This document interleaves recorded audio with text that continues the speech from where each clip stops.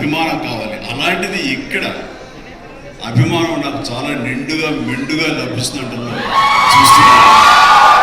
ఇక్కడ ప్రతి ఒక్కళ్ళు అంత ప్రేమ కురిపిస్తుంటే ఇది ఆస్వాదించడానికి నేను వచ్చినందుకు నాకు చాలా చాలా సంతోషంగా ఉంది. అండ్ ఈ రోజున మీతో పాటు ఇలా షేర్ చేసుకోవటం అండ్ ఇక్కడ మీరు ఇంత ఉత్సాహంగా వచ్చి ఈ ఫంక్షన్ని ఇంత వైబ్రెంట్గా ఇంత ఉత్సాహంగా ఇది జరగడానికి కారణం మీ అందరికీ కూడా నా మనస్ఫూర్తిగా సంతోషాన్ని అభినందనలు తెలియజేస్తాను. మొన్న పాండమిక్ కోవిడ్ సమయంలో అది ప్రపంచంలో చాలా వ్యవస్థల్ని చాలా రంగాల్ని అతలకుతలు చేసింది, కన్ఫ్యూజ్లో పెట్టేసింది, భవిష్యత్ దేవుడు తెలియని అగమ్య గోచరంలో పెట్టింది. అలాంటి పరిస్థితిలో సినిమా రంగం కూడా ఏమైపోతుంది అనే ఒక డోలాయమైన పరిస్థితిలో ఉన్నప్పుడు చూస్తే నిజంగానే అందరూ ఓటీటీలకి అలవాటు పడిపోయారు. అది భాషలకు సంబంధం లేకుండా ఏ భాషా చిత్రాలు సరి చూసి వాళ్ళకి ఎక్స్పోజర్ చాలా ఎక్కువ వచ్చేసింది. ఇలాంటి వాళ్ళకి ఏ సినిమాలు తీసి మనం సాటిస్ఫై చేయగలం, ఇలాంటి వాళ్ళని మనం సంతృప్తి పరచగలమా అనేది ఎప్పుడూ ఒక రకంగా మీమాంసలు ఉంటుండేవాడు. ఆ తర్వాత అలవాటైపోయి జనాలు ఇళ్లలో ఓటీటీలో సినిమాలు చూడడం అలవాటైన తర్వాత వాళ్ళు థియేటర్ రక్షించడం చాలా కష్టం అండి. అన్లెస్ అది ఏదైనా ఈవెంట్ ఫిల్మ్స్ కానీ, బిగ్ హీరో ఫిల్మ్స్ కానీ, హై బడ్జెట్ ఫిల్మ్స్ కానీ థియేటర్లోనే ఆ సినిమా చూడాలి, ఆ ఎక్స్పీరియన్స్ మనం పొందాలి అనుకునే సినిమాలు తప్ప చిన్నగా సినిమాలకి రావడం చాలా కష్టం అన్నప్పుడు ఇదేమి కష్టకాలం మనకి ఇండస్ట్రీకి. ఈ సినిమా ఇండస్ట్రీ ఏమైపోతుంది, ఒక 5-6 పెద్ద సినిమాలు ఆడింది మాత్రాన అది సినిమా ఇండస్ట్రీ ఓహో అంటూ కాదు. చిన్న సినిమాలు, చిత్ర సినిమాలు, అన్ని సినిమాలు ఇక్కడ ఎంతో ఉత్సాహంగా జరుపుకోవాలి. షూటింగ్లు ఎంతోమందికి ఉపాధి కల్పించాలి, ప్రతి ఒక్కరు కళకళలాడుతూ ఉండాలి. ఆ చిన్న సినిమాలు అవన్నీ ఏవైనా అన్నీ కూడా ఆడాలి, అప్పుడే పరిశ్రమ సజావుగా కొనసాగుతుంటుంది అని అనుకునే మాలాంటి వాళ్ళకి అలా కోరి నాకు ఒక రకమైనటువంటి చిన్న బెరుకు వచ్చింది. ఏ సినిమాలు చేయాలి, ఎలాంటి సినిమాలు చేసి రాణించాలి. కానీ అవన్నీ కూడా కరెక్ట్ కాదు. ప్రేక్షకుల్లో ఎప్పుడు తప్పు ఉండదు. ఏదైనా తప్పు ఉండి సినిమాలు ఆడలేదో రాణించలేదంటే అది ఏదో స్టేజ్ మీద మా అందరి తప్పే తప్ప అది ప్రేక్షకుల తప్పు కానే కాదు. అది ఉదాహరణగా ఈ సంవత్సరం 2024లో ఆరంభంలో ఇక్కడ ప్రశాంత్ వరపు ఉన్నాడు, తను సజ్జా తేజ వీడు చేసినటువంటి సినిమా హనుమాన్, ఆ సినిమాతో శుభారంభం అయింది. ఆ సినిమాని అనూహ్యంగా లోకల్గా అనుకున్నారు, కానీ ఆంధ్ర తెలుగు సినిమా కాదు, అది ఆల్ ఇండియా సినిమా అయిపోయింది. అక్కడి నుంచి ప్రారంభమైనటువంటి ఈ ఆదరణ, చిన్న సినిమాల పట్ల ఆదరణ, చిన్న సినిమాలు అనుకున్నవి, లో బడ్జెట్ అనుకున్నవి తీసే సినిమాల్ని హై బడ్జెట్ సినిమాల్ని పెద్ద సినిమాలుగా మార్చారు మన తెలుగు ప్రేక్షకులు. అది అందులో దాని తర్వాత వచ్చినటువంటి మన వరుస సినిమాలు, పేరు వరుస గుర్తు రావట్లేదు, కానీ చాలా సినిమాలు అంటే నీహార్గా తీసిన కమిటీ కుర్రోడు కానివ్వండి, ఆ తర్వాత మన సిద్ధు జొల్లగడ్డ చేసినటువంటి టిల్లు సినిమా కానివ్వండి, ఆ తర్వాత ఆడి అనే సినిమా, ఇట్లా ఒకటేంటి చాలా సినిమాలు వరుసగా హిట్ అవుతూ ఒక్క సమ్మర్ మాత్రం అంత మంచి సీజన్ ఈ సినిమాలు లేకుండా చేసుకోవడం అది మన యొక్క జాప్యంలో జరిగేటువంటి పొరపాటే తప్ప. ఆ తర్వాత మళ్ళీ చూస్తే కనుక మన దీపావళికి అమరన్ కానీ, కా కానీ, ఆ తర్వాత లక్కీ భాస్కర్ కానీ ఇవన్నీ కూడా ఎంత ఆదరణ పొందినాయంటే అదంతా ఇంత. వీటి వెనకాల ఎవరు పెద్ద డైరెక్టర్స్ ఎవరు లేరు, పెద్ద యాక్టర్లు ఎవరు లేరు.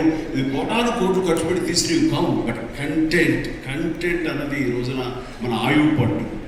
ఆ కంటెంట్ బాగుండాలి, సినిమాలో ఎంటర్టైన్మెంట్ పొందగలగాలి, వాళ్ళు ఇవ్వగలగాలి. మనం అది ఆస్వాదించడానికి ఎప్పుడు ప్రేక్షకులు రెడీగా ఉంటారు. అది అందుకనే అంటాను, ఏదైనా సినిమాలు ఆడవు, ఇక ఓటీటీకి అలవాటు పడిపోయారు, థియేటర్స్ రావడం అది కష్టం అనేది మాత్రం అవాస్తవం. ఈ రోజున మొన్న ఈ సినిమా వరుసలో మన సత్య ఇందులో ఉన్నాడు. సత్య చేసినటువంటి అలాగే మన కీరవాణి గారి అబ్బాయి చేసిన శ్రీ మత్తు వదలనట్టు ఎంత బాగుంది ఆ సినిమా, ఎంత సరదాగా ఉంది, అత్యంతం చాలా చాలా బాగుంది. ఇవన్నీ కూడా నేనే ఉత్సాహంగా సినిమా 2 సార్లు చూశాను. ఆ సినిమా ఇట్లాగా సినిమా బాగుంటే థియేటర్స్కి వస్తారు, చూస్తారు, వాళ్ళు ఎంటర్టైన్మెంట్ పొందడానికి వాళ్ళు ఎంత డబ్బైనా ఖర్చు పెట్టడానికి రెడీగా ఉన్నారు. అయితే ఆ సినిమా వాళ్ళకి అందేలాగా మనం చాకచక్యంగా తీయాలి, మనం శ్రద్ధాశక్తులతో తీయాలి. ఆ కంటెంట్ని మనం 1-2 సార్లు చెక్ చేసుకుంటే కానీ మనం బయటకు వెళ్ళకూడదు. ఎందుకంటే ఈ రోజున దాదాపుగా 120 సినిమాల దాకా ఇంతవరకు రిలీజ్ అయితే అందులో ఆల్మోస్ట్ 20% ఫిల్మ్స్ సూపర్ హిట్ అయ్యాయి. ఇది మంచి పర్సంటేజ్. అండ్ ఆ రకంగా ఈ రోజున ఈ జీబ్రా మంచి కంటెంట్ తోటి ఉందని అర్థమవుతుంది. ఇది వెరీ ఎంటర్టైన్మెంట్ ఉంది. ఇందులో మంచి స్టార్ కాస్ట్ ఉన్నారు, అందరూ వండర్ఫుల్ యాక్టర్స్ ఉన్నారు. అండ్ టోటల్గా ఇది మంచి ఎంటర్టైన్మెంట్తో పాటు ఒక క్రైమ్ ఎలిమెంట్, ఇప్పుడు నా ఫ్యామిలీ కూడా ఉంది, ఎమోషన్స్ ఉన్నాయి ఉన్నాను. ఖచ్చితంగా ఈ జీబ్రా మంచి హిట్. ఇప్పుడే రాశాను అక్కడ, ఈ బొమ్మ సూపర్. ఎందుకంటే ఇందులో నాకు కావలసినటువంటి నా మనుషులు అయితే ఏంటంటే ఇప్పుడు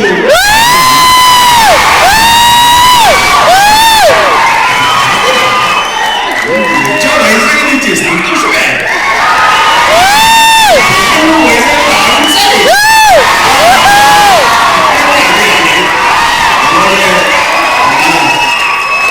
మన హీరోలు కూడా అదే ఊరే. సో ఇందులో సత్యరాజు గారు ఉన్నారు, సత్య ఉన్నాడు, అండ్ సునీల్ అందరి నుంచి నా బ్రదర్. అండ్ కన్నడ నుంచి వచ్చినటువంటి ఒక అద్భుతమైన యాక్టర్ ధనంజయ్. ఆయన గురించి నేను విన్నాను కానీ సినిమాలు చూడటం చేయలేదు. ఇప్పుడు పుష్ప చూశాను. పుష్ప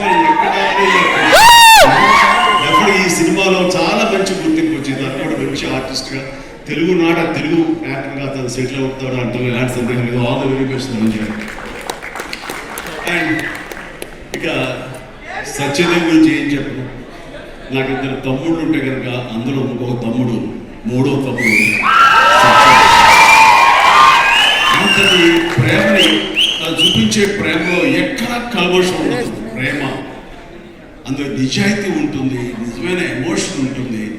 తను ఇందాక చెప్పినవన్నీ కూడాను అన్నీ సత్యాలు. ఎందుకంటే నాకు అతను చూడగానే అతను ఒక స్వచ్ఛత ఉంటుంది సార్, ఆనెస్ట్, సిన్సియర్. అది మాత్రం చాలా అద్భుతం. ఎక్కడ కృతజ్ఞంగా ఉండదు, ఇంప్రెస్ చేయాలని మాట్లాడడం, అనుకున్నట్టుగా ఎగ్జిక్యూట్ చేస్తాడు, చెప్తాడు. అది చాలా మనకి మనసు హత్తుకుంటుంది. నేను ఫస్ట్ టైం ఈ పాండమిక్లోనే ఒక సినిమా చూసాను. సినిమా పేరు గుర్తురాడు, ఏ సినిమా? Bluff master. తన నేచర్కి వ్యతిరేకమైన టైటిల్ ఇది. సో బ్లఫ్ మాస్టర్ అనే సినిమాని చూసినప్పుడు తను ఇంకో సినిమా కూడా చూసాను మనసుగా. ఎవరి యాక్టర్ చాలా ఇంటెన్సివ్ పెర్ఫార్మెన్స్ చేస్తాడు, టచ్ ఆఫ్ క్లాస్గా ఉంది. అండ్ మన